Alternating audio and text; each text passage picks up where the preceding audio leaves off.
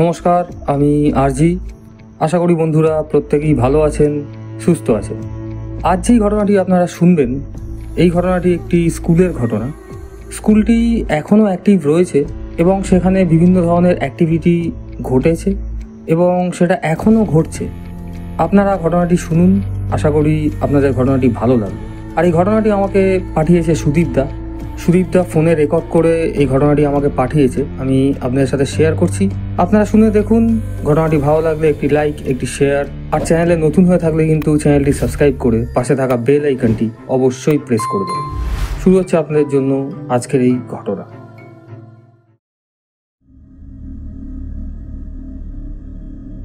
Hello friends, আর আজকে অনেক দিন পরে আবার একটা ঘটনা নিয়ে আসলাম। আসলে আমার কর্মস্থলে একটা খুব ক্রিটিক্যাল একটা কাজের এসেছিল। প্রায় 2 মাস ধরে সেই কাজ চলছিল। এর জন্য আমি একেবারেই টাইম করে উঠতে পারতাম না এবং বাড়িতে যখন আসতাম খুব টায়ার্ড থাকতাম, আর রেকর্ডিং করার থাকতো না।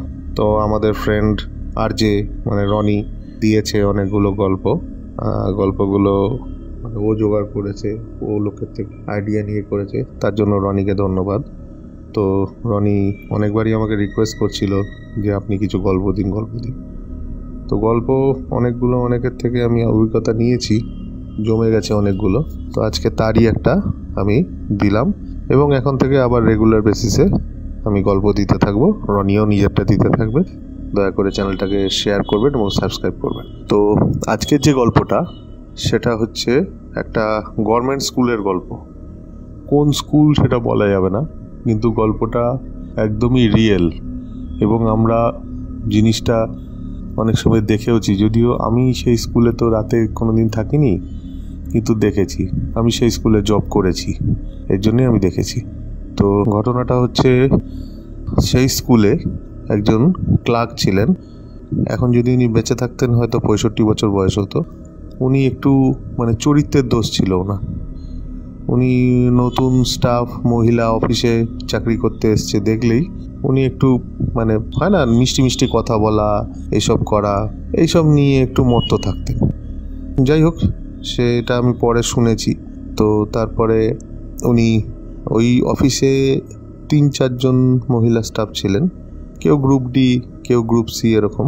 তো তাদের সঙ্গে খুব হাসি মশকরা এরকম করতেন এবং তাদের সঙ্গে একটা তো লিমিট থাকে, প্রত্যেকটা প্রফেশনাল রিলেশনে একটা লিমিট থাকে, সেই লিমিট উনি ক্রস করতেন। এবং ওই স্কুলের একটা মেয়ে স্টুডেন্টের মায়ের সঙ্গেও উনি বিয়ে করে ফেলেছিলেন, ওনার ওয়াইফ বেঁচে থাকা অবস্থাতে। বলতে পারেন বুড়ো বয়সে বিয়ে করেছিলেন, 50-55 বছর বয়সে বিয়ে করে নিয়েছিলেন। সেই মেয়েটির মাকে, যেহেতু সে ডিভোর্সি ছিল, তাকে সেখান থেকে বাঁচানোর জন্য, বেআইনি বিয়ে আর কি। তো যাই হোক, এরকম ক্যারেক্টারের লোক ছিল, কিন্তু কথায় হেভি মিষ্টি এবং আমাদের সঙ্গে খুব ভালো কথা বলতো। এবং আরেকটা যে ওটা বাজে গুণ ছিল, সেটা হচ্ছে ওই একটা কোঅপারেটিভ সোসাইটি ছিল, সেখান দিয়ে টাকা উনি তুলে নিয়েছিল সব। যেহেতু এটা গভর্নমেন্ট স্কুল, ওর জন্য কিন্তু কেউ কিছু বলেনি। যদি কোনো প্রাইভেট সংস্থা হতো বা হতো, তাহলে হয়তো উনি জেলে থাকতো। তা যাই হোক, টাকা তুলে নিয়েছিল এবং সবাই ওনার থেকে তখন 2 লাখ 2.5 লাখ টাকা করে পেত। তারপরে উনি 2018-তে রিটায়ার হয়ে যায়। রিটায়ার হওয়ার পরে উনি সেই স্কুলে পার্ট টাইম হিসেবে কাজ করতে থাকে। যেহেতু সেই স্কুলে কোনো ক্লার্ক ছিল না, পার্ট টাইম হিসেবে উনি কাজ করতে থাকে এবং কাজ করতে করতে অনেক দিন উনি অতিবাহিত করে। আমি সেই স্কুলে 2023-এ যুক্ত হই, তখনও উনি ছিলেন সেই স্কুলে এবং ওনাকে আমরা সেনবাবু বলতাম। 2024-এ হঠাৎ করে ওনার হার্ট অ্যাটাক হয়। এই যে এত উনি ঝামেলা করেছিলেন, এত স্ট্রেস নিতে পারতেন না। এই যে এত কোঅপারেটিভের টাকা তুলে নেওয়া, সেগুলো ফেরত দিতে হবে, এরকম একটা চাপ ছিল ওনার ওপরে। তারপরে আবার ডবল বিয়ে, এই দিকে একটা সংসার, ওই দিকে আরেকটা সংসার করে দিয়েছিল, সেটাও একটা চাপ ছিল। তো চাপে উনি জর্জরিত থাকতেন। মাঝে মাঝে আমাকে বলতেন যে কোনো ব্যবস্থা করতে বা করতে। আমি কিছু পাত্তা দিতাম না, কারণ আমি কি করব, আমার তো সেরকম ব্যাপার নয় যে আমি ওনার সঙ্গে সেরকম রিলেটেডও না। তো যাই হোক, উনি 2024-এ হঠাৎ ওনার হার্ট অ্যাটাক হয়ে যায়। হার্ট অ্যাটাক হয়ে উনি কলকাতারই বাইপাসে একটা হসপিটালে ভর্তি হন। ভর্তি হওয়ার পর ওনাকে মানে মোটামুটি বাঁচিয়ে দেয় ওরা, বাঁচিয়ে দেওয়ার পর বাড়ি যায়। কিন্তু ওই যে বলে যে পাপ ছাড়ে না বাপকে, উনি কিন্তু বাড়ি গিয়ে মোটামুটি সুস্থ হচ্ছিলেন, সেই সময় আবার উনি বাথরুমে পা স্লিপ করে পড়ে যান, পড়ে গিয়ে মাথায় চোট লাগে এবং সেটাই ওনার শেষ হয়ে যায়, মানে উনি আর সেখানে বাঁচেন না। তো 2024-এর মোটামুটি নভেম্বর মাসে উনি মারা যান। তো ওনার ফ্যামিলি বলতে ওনার ওয়াইফ ছিল না এবং উনি নিঃসন্তান ছিলেন। আরেকটা জিনিস বলি, উনি মাঝে মাঝে ওই স্কুল বাড়ির পিছনে আরেকটা বিল্ডিং ছিল, যেটা পুরনো স্কুল বাড়ি বলি আমরা, ওই পুরনো স্কুল বাড়িতে উনি থাকতেন একটা টাইমে, যখন উনি সেকেন্ড ম্যারেজ করেননি, একটু ইয়ং বয়সে। তো সেখানে থাকতেন। তো সেই যে থাকতেন, ওনার ঘরে ওনার খাট ছিল, এ ছিল, সব কিছুই ছিল। ওনার বউ কিন্তু ছিল, ওনার বউ গড়িয়ায় থাকতেন, আর উনি স্কুল বাড়িতে থাকতেন। জানি না, এই রহস্য আমি জানি না কেন থাকতেন উনি। ঘটনাটা ওনার মারা যাওয়ার পরে ওখান দিয়েই শুরু হয়। উনি যখন মারা যাওয়ার পরে ওনার শ্রাদ্ধ টাদ্ধ সবই করায়, ওনার রিলেটিভরা করায়, ওনার দাদা টাদা এরা করায়। মানে ওনার তো ওয়াইফ নেই, নিঃসন্তান, এবারের জন্য ওনার দাদা শ্রাদ্ধ টাদ্ধ সব করানোর পরে ঠিক 15-20 দিন পর ওইখানেই আরেকজন দারোয়ান থাকতো। সে দেখে যে ওনার যে ঘরটা, সেই ঘরের, একদিন আমাকেই বলে যে ওই ঘরের পর্দা উঠছে। আমি তখন বললি যে পর্দা তো উঠতেই পারে, পর্দা তো হাওয়ায় উঠবেই। বলে দাদা হাওয়াটা কোন দিক দিয়ে আসলো? লবির মধ্যে ওই ঘরটা বা বারান্দা আছে, তার দুই দিকেই তো জানলা বন্ধ থাকে এবং সারাদিন বন্ধ থাকে, এবং তখন হচ্ছে শীতকাল, মানে নভেম্বরে উনি মারা গেছে, ডিসেম্বরের ঘটনা, ডিসেম্বর 2024-এ। তো তখন পর্দা উঠছে। আমি তখন পাত্তা দিই না, আমি বলি ঠিক আছে, পর্দা উঠতেই পারে, পর্দা কোথা দিয়ে হাওয়া এসছে সে তুমি বলতে পারবে না, মানে হচ্ছে আমি পাত্তা দিইনি। তারপরে আবার ওই যে গার্ড, সে আমাকে আবার বলে যে দাদা জানো, কালকে মানে গতকাল ওই টাইমেই আর কি, ও এবং ওর মেয়ে, ওদের বাচ্চা মেয়ে আছে, সেই মেয়ে ওখানে ঘুমাচ্ছিল। রাত্রি 2-2:30 নাগাদ বেঞ্চ টানার শব্দ আসছে। তখনই ওরা ধর্মর করে উঠে ওপরের ফ্লোরে যায়। ওপরের ফ্লোরে গিয়ে ওখানে আইসিটির ল্যাব আছে, কম্পিউটারের কিছু ক্লাস ফাস হয়। তো ওখানে যায়, গিয়ে দেখে যে না, বেঞ্চ তো সব ঠিকই আছে, লাইট টাইট জ্বেলে দেখে বেঞ্চ সব ঠিকই আছে, বেঞ্চ তো কোথাও টানা হয়নি। তারপর নিচে নেমে এসে সেদিন আর কিছু হয়নি। তারপর দিন ওই একই টাইমে বেঞ্চ টানার শব্দ হচ্ছে, মানে একটা বেঞ্চ টানলে যেরকম ঘর ঘর ঘর ঘর করে আওয়াজ হয়, সেই আওয়াজ হচ্ছে। সেই আওয়াজ কিন্তু অন্য কিছু আওয়াজ দিয়ে রিপ্লেস হয় না।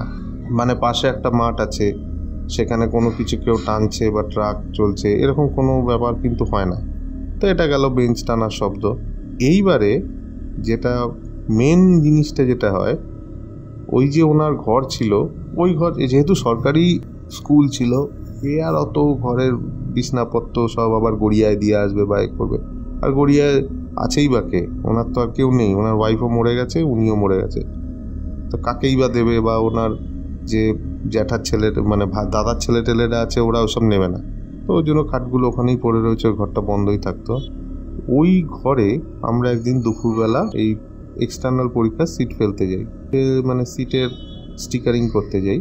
তো ওই ঘরের পাশ দিয়ে আমি এবং আমার এক কলিগ দুজনেই আসছি।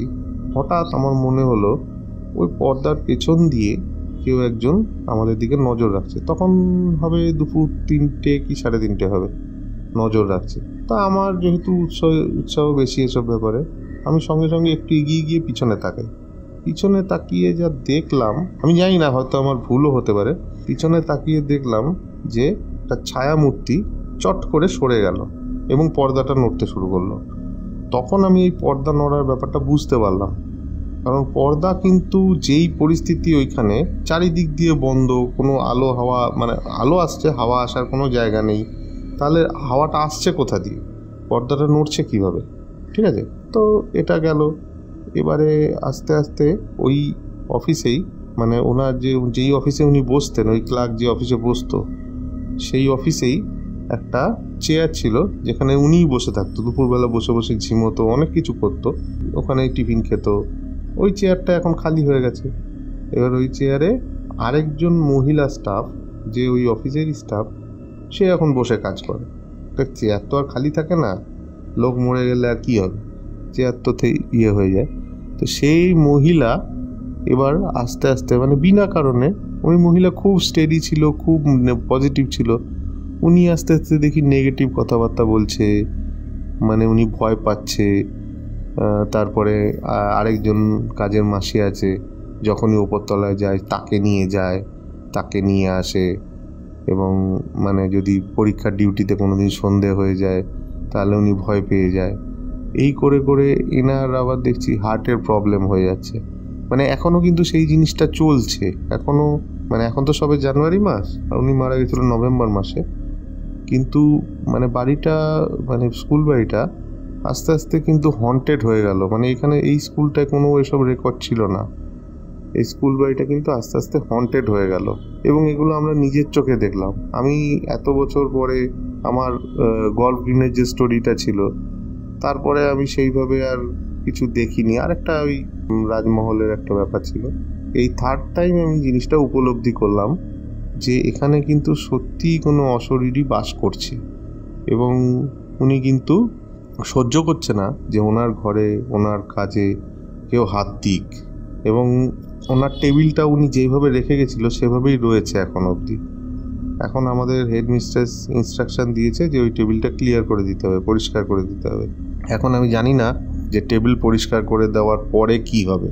আচ্ছা, এই পরিপ্রেক্ষিতে আরেকটা ইনসিডেন্ট আমি বলি।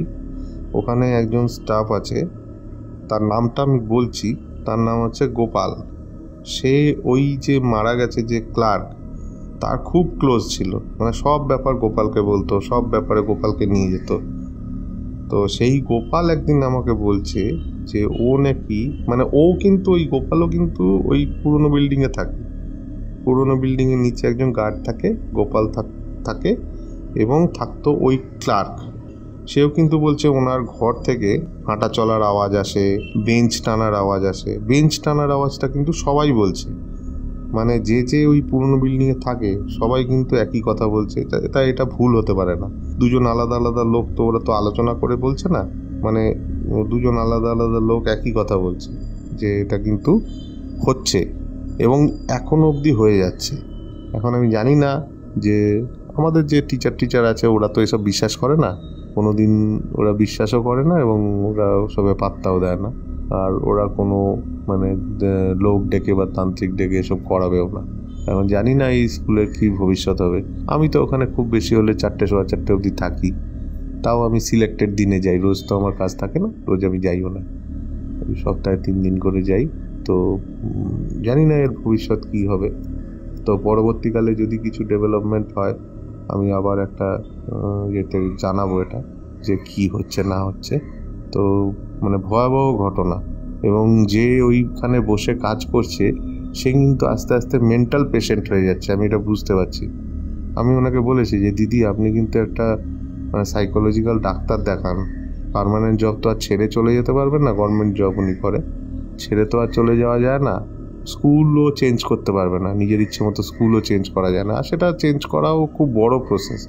তো আমি তাই বলেছি যে আপনি একটা ডাক্তার দেখান, ডাক্তার দেখিয়ে ওষুধ টষুধ নেন, মনে সাহস আনার জন্য যা করতে হয়।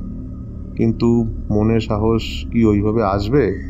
দেখুন, আপনারা ঘটনাটা শুনে কমেন্ট করে জানাবেন আমাদেরকে যে কিভাবে কি করা যায়।